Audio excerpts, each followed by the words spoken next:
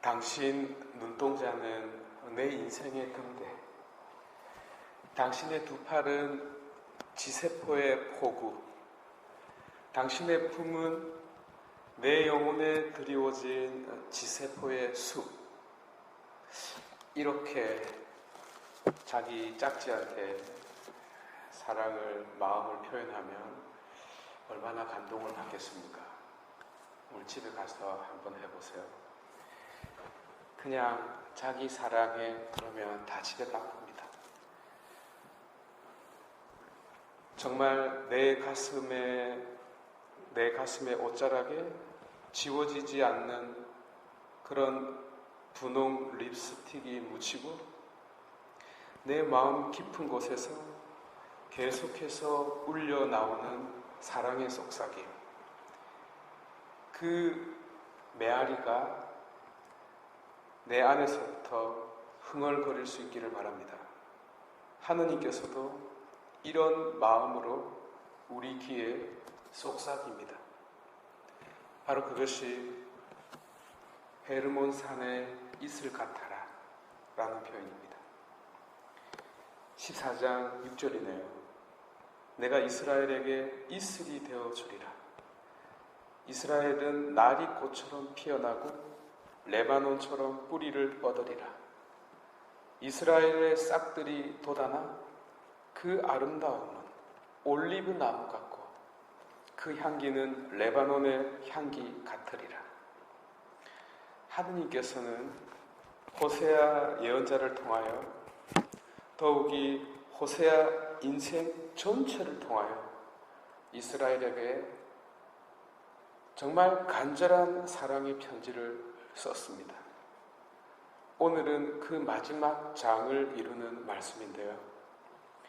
우리가 이 마지막 문장이 끝나기 전에 그분의 마음을 느낄 수 있다면, 그분의 사랑을 알아차릴 수 있다면 얼마나 좋을까요? 이 헤르몬산은 우리나라 백두산과 높이도 비슷하고 백두산과 비슷하고 위치도 비슷하다라고 생각하시면 되겠습니다. 이스라엘의 최고 북쪽에 자리 잡고 있는 이 헤르몬산, 다른 나라와 국경을 접하고 있고 그 높이로 말미암아 산 꼭대기에는 언제나 눈이 이렇게 설경처럼 이렇게 눈을 볼 수 있습니다. 마치 할아버지의 흰머리처럼 말이죠. 거기 있던 눈이 녹아서 바위 틈새로 이렇게 스며듭니다.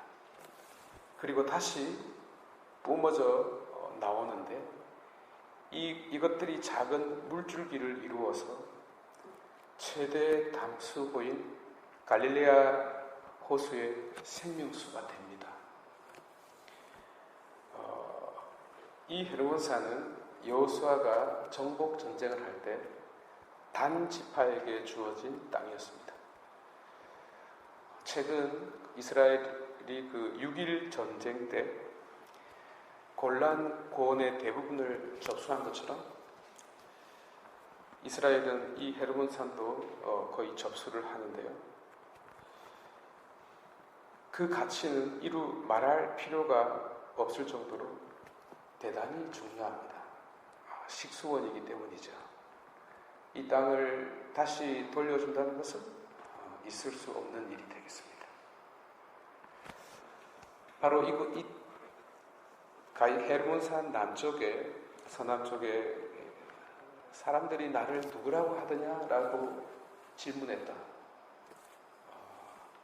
예수님의 그 말씀이 생각이 납니까?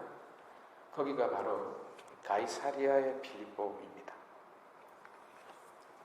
참고로 이스라엘의 기후는 지금 우리나라와는 거의 정반대입니다. 지중해성 기후이거든요.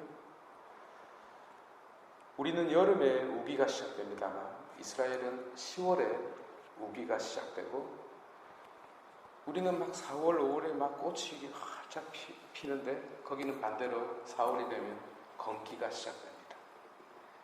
그래서 4월부터 10월까지 우리가 볼 때 제일 중요한 그 달에 비가 오지 않습니다.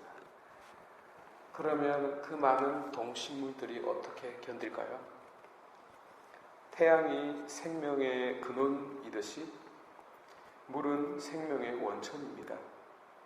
물 없이 생명이 탄생될 수도 없고 유지되지도 못하겠죠. 이스라엘의 이 생명의 태동은 바로 헤르몬산에서 출발합니다. 특히 그 산 표면에 그 밑에 있는 그 물기가 또 그 높이의 낮은 온도가 공기 중에 있는 공기를 이렇게 이슬방울로 바꾸죠. 공기가 이슬방울로 될 뿐만 아니라 표면에 있는 것이 다시 이슬이 되는 그런 물을 내뿜습니다. 그래서 수많은 동식물들이 살아갈 수 있게 되는 것이죠. 마치 빈 들의 마른 풀 위에 생명수가 가뿐히 쏟아지는 것처럼 말이죠. 그런데 솔로몬 사후 이스라엘이 남북으로 갈라지지 않습니까? 이스라엘은 3대 그 대축제 때 예루살렘으로 가야 했거든요. 그런데 남북으로 갈라져 버리니까 우리나라처럼 이렇게 국경선이 생겨버렸어요. 그러면 예루살렘에 어떻게 가죠? 못 가요. 그래서 문제가 생겼습니다. 그래서 그 여로보암이 갈 필요 없다. 그딴 예루살렘에 갈 필요 없다. 내가 새 예루살렘 지어줄게 하고 이 헤르몬산에 제단 2개를 세웁니다. 그러니까 자기는 새 이스라엘이라고 만들었는데 사실은 가짜 예루살렘을 하나 만든 것이죠. 이것은 나중에 심각한 문제를 일으키는데요. 예컨대 출애굽 때 모세가 시나이산에 십계명을 받으러 올라가지 않습니까?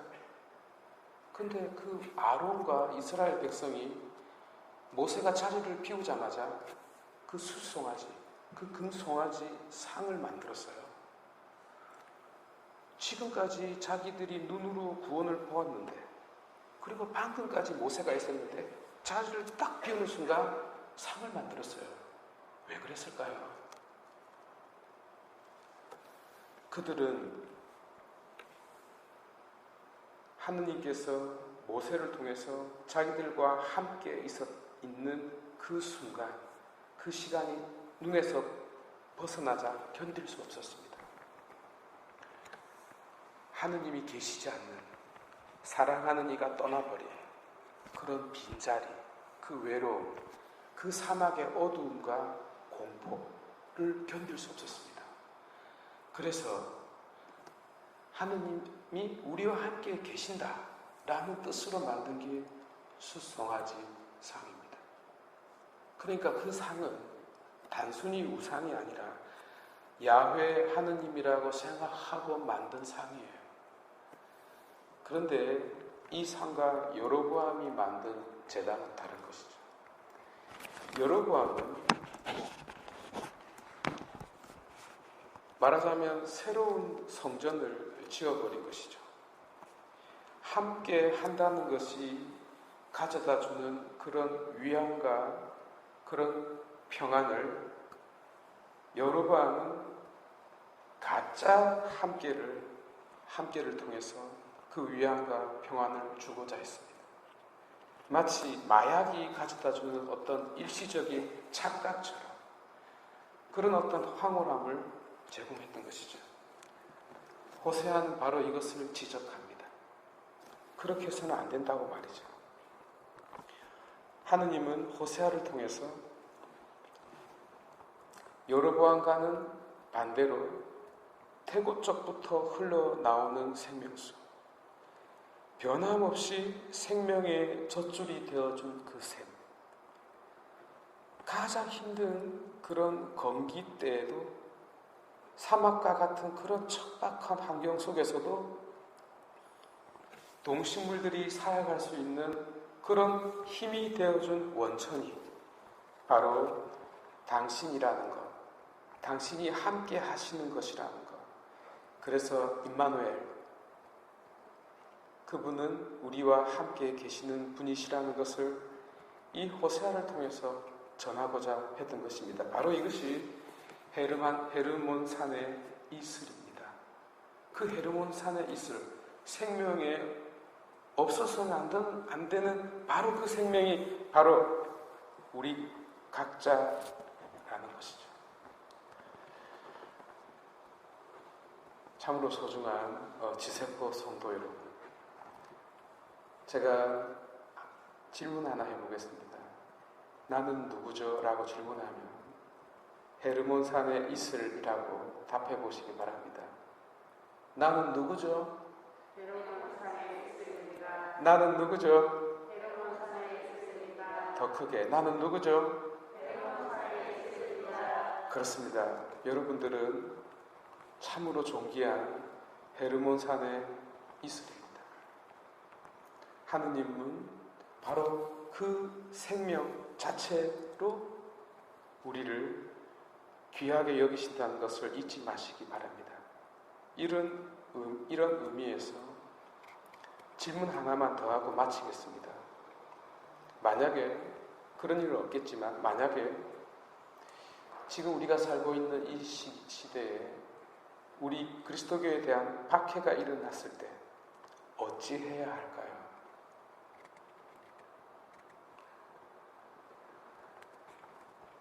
여러분들 같이 가녀린 몸에 상처가 나서야 되겠습니까? 여러분 박해가 나면 도망가십시오. 그게 정답입니다. 왜 그럴까요? 여러분들의 몸은, 여러분들의 생명은 여러분들이 함부로 할 수 있는 그런 몸이 아니기 때문입니다. 헤르몬 산의 이슬과 같이 귀한 몸이기 때문입니다. 그러면 누군가가 이렇게 질문하겠죠. 신앙이 우리 생명을 바칠 만큼 그런 가치가 있는 것 아닙니까? 아니, 우리 생명보다 더 소중한 것이 우리가 믿고 있는 신앙 아닙니까? 맞습니다. 그래서 그 신앙이 위대한 것입니다. 그러나 바로 그 이유 때문에 그 위대한 신앙은 우리에게 생명을 요구하지 않습니다. 우리에게 생명을 요구하지 않기 때문에 오히려 그래서 목숨을 바칠 만큼 가치가 있는 것이죠. 그래서 박해가 일어났을 때 내 순교하겠다라고 나서지 마시고 도망가셔야 됩니다. 왜냐하면 여러분들은 너무나 소중한 생명이기 때문에, 헤르몬 산의 이슬이기 때문에 그럽니다. 자, 그러면 봉헌할까요?